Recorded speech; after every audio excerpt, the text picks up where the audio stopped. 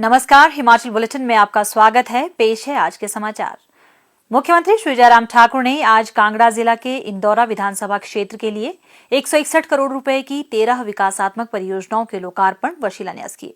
इसके उपरांत इंदौरा में एक विशाल जनसभा को संबोधित करते हुए उन्होंने इंदौरा में अग्निशमन उपकेंद्र खोलने, सुग भटोली में प्राथमिक स्वास्थ्य केंद्र खोलने, प्राथमिक स्वास्थ्य केंद्र बडूखर को सामुदायिक स्वास्थ्य केंद्र में स्तरोन्नत करने, सनियाल और सूरजपुर में आयुर्वेदिक औषधालय खोलने, राजकीय प्राथमिक पाठशाला बडूखर को राजकीय माध्यमिक पाठशाला में स्तरोन्नत करने, राजकीय माध्यमिक पाठशाला राजखास को राजकीय उच्च पाठशाला तथा राजकीय उच्च पाठशाला गगवाल और सहोदा को राजकीय वरिष्ठ माध्यमिक पाठशालाओं में स्तरोन्नत करने, राजकीय औद्योगिक प्रशिक्षण संस्थान गंगथ में 2 नए ट्रेड शुरू करने, पशु अस्पताल इंदौरा को पॉलीक्लिनिक में स्तरोन्नत करने तथा पशु औषधालय कंदरौड़ी को पशु अस्पताल में स्तरोन्नत करने की घोषणाएं की।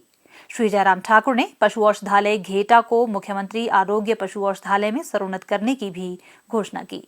उन्होंने क्षेत्र की 5 सड़कों के लिए 10 लाख रुपए प्रत्येक को प्रदान करने, क्षेत्र में पुल निर्माण के लिए 15 लाख रुपए, राजकीय स्नातक महाविद्यालय इंदौरा में रसायन शास्त्र की कक्षाएं शुरू करने, राजकीय वरिष्ठ माध्यमिक पाठशाला मंगवाल में वाणिज्य संकाय व राजकीय वरिष्ठ माध्यमिक पाठशाला इंदौरा में विज्ञान संकाय की कक्षाएं शुरू करने और सुरदावा खेल मैदान के लिए 20 लाख रुपए प्रदान करने की घोषणा की। मुख्यमंत्री ने कहा कि क्षेत्र में शुगर मिल स्थापित करने के लिए हर संभव प्रयास किए जाएंगे। उन्होंने कहा कि आज 161 करोड़ रुपए की विकासात्मक परियोजनाएं समर्पित करने से यह इंदौरा विधानसभा क्षेत्र को आगामी समय में प्रदेश का सबसे विकसित क्षेत्र बनाने में मददगार साबित होगी।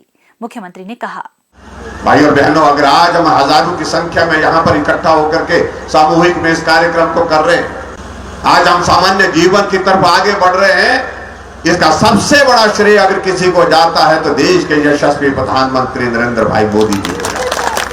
आप कल्पना करिए, अगर ये वैक्सीन नहीं बनी होती, ये वैक्सीन नहीं लगी होती, तो आज बहुत सारे लोग आज भी संक्रमित होते। एक हौसला बढ़ा, एक हिम्मत बढ़ी कि हमने वैक्सीन लगा लिया, इसलिए कोरोना हमारा नुकसान नहीं कर सकता है। जहां पूरे देश भर में वैक्सीन का अभियान बढ़ा, वहां हिमाचल प्रदेश भौगोलिक परिस्थितियों में कठिन प्रदेश, लेकिन उसके बावजूद भी हमने हिमाचल प्रदेश में पूरे देश भर में सबसे पहले पहली डोज पूरी की, सबसे पहले दूसरी डोज पूरी की। पहले नंबर पर अगर कोई प्रदेश है, अगर पूरे देश भर में रहा तो हिमाचल प्रदेश। हमने बुजुर्गों के लिए 60 साल के ऊपर बुजुर्गों के लिए पेंशन का प्रावधान किया। हमने हर बहन के लिए गृहिणी सुविधा योजना के अंतर्गत 3,25,000 गैस के चूल्हे घर घर में पहुंचाए। पूरे देश में हिमाचल पहला प्रदेश है जहां हर घर में गैस का चूल्हा है। हमने उस बेटी के लिए भी काम किया जो गरीब परिवार की बेटी है, गरीब परिवार की बेटी है। जब उस बेटी की शादी होगी, जो बीपीएल परिवार की होगी, किसी भी जाति की होगी, हमने तय किया जो गरीब बेटी की जिस दिन शादी होगी, उस बेटी के खाते में शगुन के नाते शगुन योजना हमने शुरू की। शगुन के नाते हम 31,000 रुपए उसके लिए मदद करेंगे।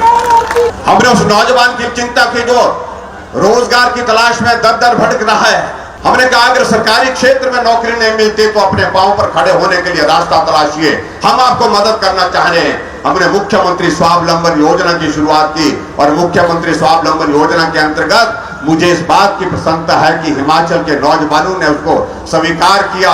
1 करोड़ रुपए हम उस नौजवान को देने के लिए तैयार रहते हैं। अगर बेटी करेगी, कोई महिला करेगी, उसको 35% सब्सिडी दे रहे हैं। अगर पुरुष कर रहा है, नौजवान कर रहा है, तो उसके लिए हम 25% सब्सिडी के प्रावधान के साथ आगे बढ़े। और मुझे इस बात की खुशी है, अभी तक हिमाचल प्रदेश में लगभग 100 करोड़ हम इस पर खर्च कर चुके। 15 अप्रैल को हिमाचल दिवस के अवसर पर हमने हिमाचल प्रदेश में जो ऐसे लोग हैं तो थोड़ा जो गरीबी रेखा के करीब हैं, जिनको मदद करने की जरूरत है, उनको मदद करने की दृष्टि से हमने हिमाचल प्रदेश में 125 यूनिट फ्री ऑफ कॉस्ट देने का। कुछ लोग कहने लगे कि आप हिमाचल प्रदेश के लोगों को मुफ्तखोर बना रहे, ये सब ठीक नहीं है। हमने कहा हम कर लेंगे, हम 6,000 करोड़ रुपए बिजली से आय पैदा करते हैं हिमाचल प्रदेश के लिए। अगर मुझे उसमें से 250 करोड़ रुपए उन गरीब लोगों के लिए मदद करने की जरूरत पड़ती है, उस पर खर्च भी दें, तो मैं समझता हूं कि बहुत बड़ा गुनाह नहीं किया, बहुत बड़ा पाप नहीं किया। हमारी मातृशक्ति को और ज्यादा मजबूत करने की दृष्टि से क्या हम मदद कर सकते हैं। हमने ये तय किया कि जितनी हमारी माताएं बहनें हैं, अगर उनकी आबादी का हिस्से में से 50% आबादी का हिस्सा उनका है, तो हमने तय किया कि बसों में आने जाने का किराया भी उनको 50% ही देगा। प्रदेश के जनप्रिय मुख्यमंत्री श्री जयराम ठाकुर के कुशल नेतृत्व में राज्य सरकार द्वारा हर वर्ग का कल्याण सुनिश्चित किया गया है।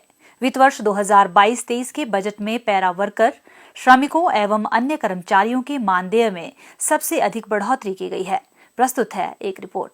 हर एक का दर्द सीने में लेकर चलते हैं, सबके दामन को खुशियों से भरते हैं, यही चाहते हैं ना रहे कोई जरूरतमंद, दिन रात सबके सपनों को पूरा करते हैं।